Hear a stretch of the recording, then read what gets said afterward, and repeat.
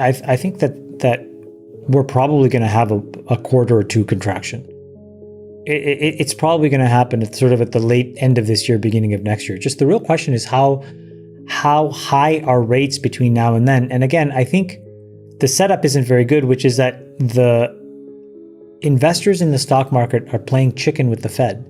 Chamath Palihapitiya, whether you're a fan of him or not, has been very accurate in his predictions for what is going to play out in stock markets, crypto markets, and capital markets over the past few years. This accuracy has led to huge success for Chamath, and a lot of the time he is actually going against the consensus of the market or other investors, which is generally the best time to generate wealth. In his latest interview, Chamath explains why he now believes we actually haven't seen the worst of it, and that because of raising interest rates, we're going to see a recessionary contraction play out in markets up until the end of the year. Make sure to stick around to the end of the video where I will cover some of the latest on-chain Bitcoin data to see if it backs up Chamath's investment thesis. Also, only a small percentage of my viewers are actually subscribed. If you enjoy finance content, consider subscribing or liking the video. It's free and you can always change your mind. I learned something really interesting that I just wanted to share with you guys.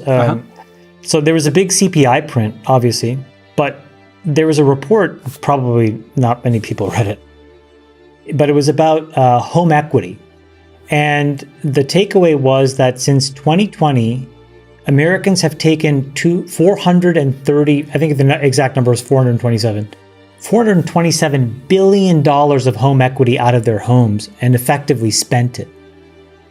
So what it started to make me think about was, if you look at all of that home equity, plus the stimmy checks, plus the unemployment insurance checks, that starts to explain, I think, why the labor markets are so tight and why people haven't gone back to work. There is no motivation because there's just so much money sloshing around for them to basically not have to be forced to do any of this stuff that they don't want to anymore. And I think the thing to keep in mind is, like, that's also what's gone into the stock market. It's also what's driven up the price of used cars, new cars, all of this stuff. I just think that kind of like starts to paint a picture of CPI that's really important, which is that it's probably a little bit more transitory than we may actually think. Because when you exhaust all of that extra money that's dry in the powder, system, there's not as much inflation to be had. And I think most people are now forecasting that inflation is really going to taper off. And the big warning sign that everybody is sort of, marching towards is, too many excessive rate hikes between now and the end of the year could actually push us into a real recession. And we were talking about that before, but the probability is now sort of like 1 in 3. Whereas before, I think, David and I sounded a little bit crazy when we were talking about it. So I just wanted to put that out there as something I learned this week that I thought was really important. Worth the labor participation rate peaked at 67, 68%.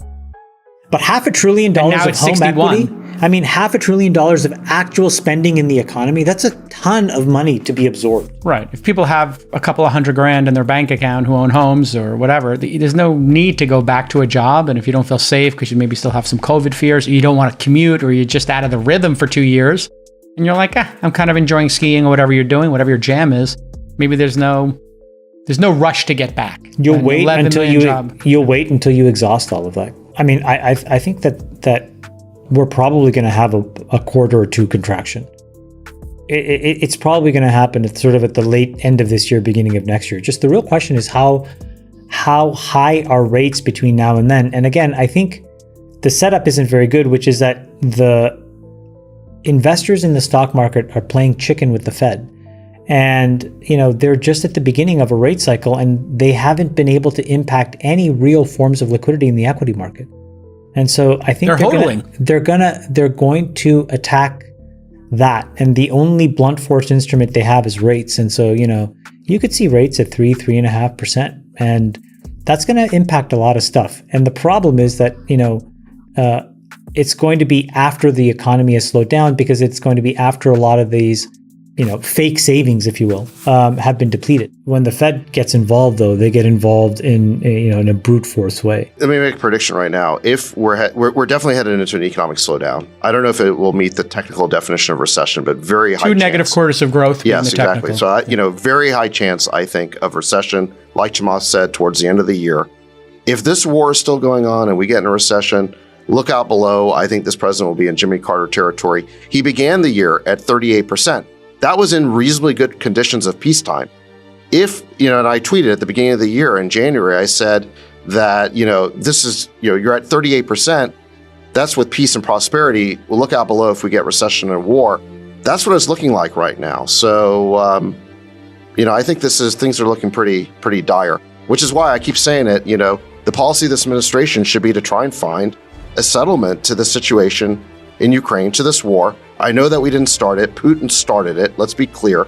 But if there's an off-ramp here, we should be seizing it because we got real problems back home in America, and the administration should be focused on our economy and our problems. Europe is going to be the canary in the coal mine on all of this because I think they feel this pretty severely, and I think there's a lot of exhaustion amongst European governments and leaders when you start to listen to this rhetoric to kind of find a way to end what's going on over there, because they're going to see a pretty meaningful recession, I think. Yeah, absolutely. Much more so than we will. So there's Chamath Palihapitiya on why he thinks a recession is coming in the later half of the year. All the events unfolding this week do seem to back him up. Not only is Elon trying to take Twitter private, but from the 10-year to the 30-year, it seems like each area of the yield curve looks worse than the next. And this, as Chamath has pointed out, has historically been a sign of a coming recession. In fact, typical portfolios consisting of only stocks and bonds are expecting returns of below 5% for the next decade. But even if the yield curve normalizes, we're not out of the woods yet, as the consumer price index is skyrocketing. As Chamath pointed out, it's already up to 8.5%. But that's all old news, especially if you keep up with the channel. And if you've been keeping up, you also know one of the best ways to counter both of those factors. Because I've been talking about the amazing qualities of art investing for a while now, and judging by the numbers, a lot of you seem to agree. I'm talking about how many of you guys have signed up for Masterworks, the premier platform for investing in art. They enable you to invest in portions of a painting instead of cashing out on the whole thing, and they have art by the biggest contemporary artists in history, Picasso, Banksy, and Basquiat, to name a few. What's incredible about the contemporary art they offer is that it has potential solutions to both of our problems. The yield curve inverted, no biggie, this is an alternative asset with low correlation to stocks and bonds, great for diversifying. Inflation is high, perfect. Contemporary art actually has 36% average price appreciation when inflation is over 3%. So it's no wonder why you guys flock over there in droves every time I mention them in a video. This art has some amazing investment qualities, and I think the idea is genius. Fractionalized, securitized art investing in a price structure tailored to you. If you want to check them out, they're giving my subscribers priority access to skip their waitlist. Just check out the link in the description to join over 400,000 people already on Masterworks. Now, Chamath believes that a recession is coming, but what does this mean for another one of my favorite asset classes, cryptocurrency? Well, out from on-chain analyst Lex Moskovsky, we have some data that would suggest Bitcoin and the crypto markets may not fare as badly as Chamath makes out. As you can see, the Bitcoin exchange reserve on all exchanges has just hit another low. Despite the interest and demand being gone from the market, we are still seeing strong accumulation from high conviction long-term holders. Although I believe Chamath is correct in that we will see a contractionary period in equity markets, because of data like this, I believe Bitcoin and the wider cryptocurrency space will fare quite well. Anyway guys, hope you enjoyed today's video and that provided you with some value. I'll see you all in the next video, and as always, have a great day.